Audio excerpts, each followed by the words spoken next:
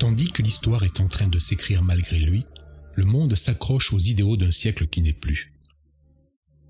Rejetant les augures qui assombrissent son horizon, l'homme a si faim de plaisir et de projets d'avenir qu'il en perd le sens des réalités tragiques dont il est la cible, jusqu'à nier qu'il est sur le point de tout perdre et d'engager l'innocence des générations futures.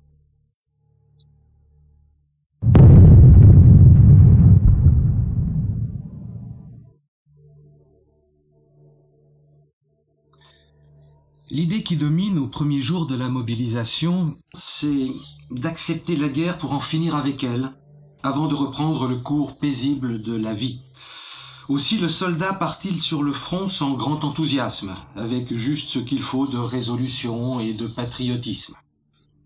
Mais lorsque la guerre se fige sur la Marne, il en accepte les règles parce que l'intégrité de la patrie en dépend.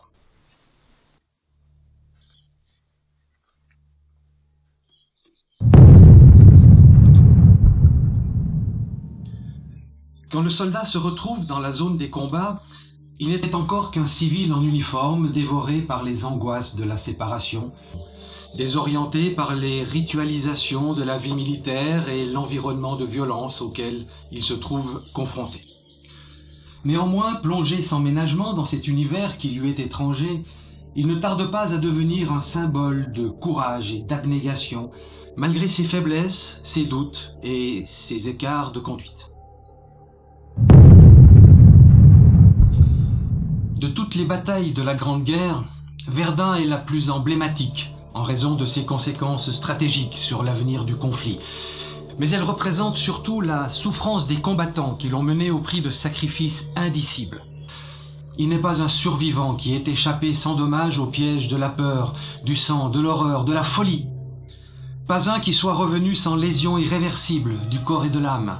Car sur le front, tout ce qui fait un homme civilisé a perdu son sens. Sous le bombardement et la mitraille, le dépècement de l'humanité n'a plus de limite.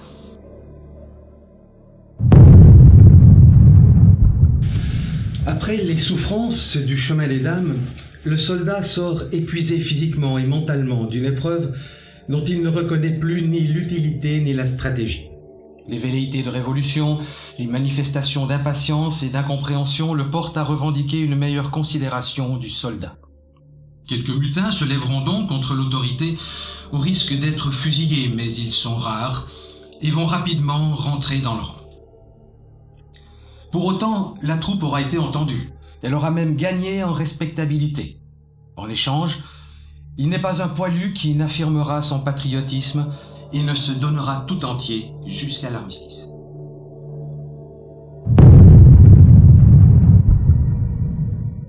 Si le moral des troupes s'est nettement amélioré depuis que s'est profilé l'espoir d'une victoire définitive, une crainte nouvelle fait son apparition dans l'esprit du soldat, celle de la démobilisation et du retour à la vie civile et familiale, avec son cortège de changements et d'inadaptations.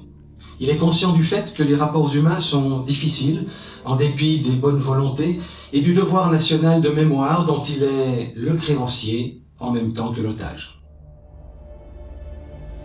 On cherche à ne plus s'aliéner les souvenirs de la guerre, bien que tout autour de soi suinte le deuil.